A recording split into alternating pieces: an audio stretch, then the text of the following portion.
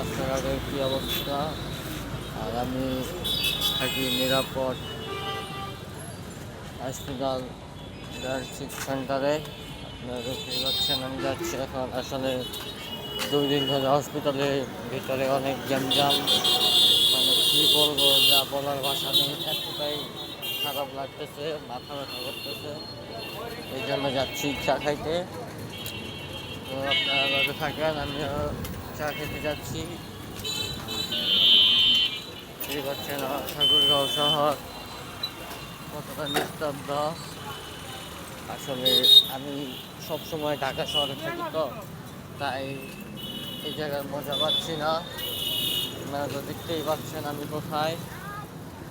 তো আস্তে আস্তে চলে যাচ্ছি আমি চায়ের দোকানে। দেখতেই থাকেন, আপনারা দেখতেই পাচ্ছেন। চলুন দেখি চায়ের দোকান কত দূর। আসলে বলবো কি, অনেক ট্রাক মনে হচ্ছে নিজেকে, অনেক কিছু করার নেই। তো এখন যাচ্ছি, অনেক দূরে যাবো। চায়ের দোকান আশেপাশে নেই, দেখি কত দূরে চায়ের দোকান। আপনারা দেখতেই পাচ্ছেন যাচ্ছি আমি যাচ্ছি চায়ের দোকানে।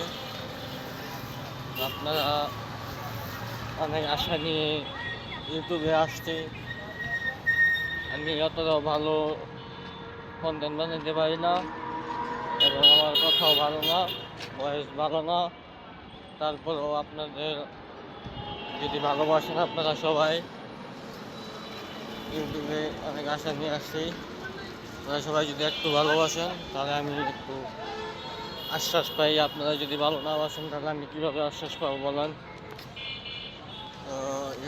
আমি চলে আসছি, আপনারা দেখতে পাচ্ছেন এই যে চলে আসছি চায়ের দোকানে, চা খাবো। আর আরেকটা জিনিস, চা খাওয়ার আগে আপনাদেরকে দেখাই, ঠাকুরগাঁওয়ের মোড়ে আপনাদেরকে আমি দেখাবো। দেখবেন এখন একটু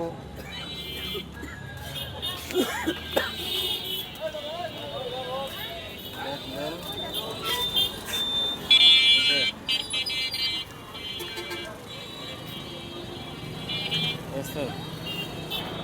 এটা ঠাকুরগাঁও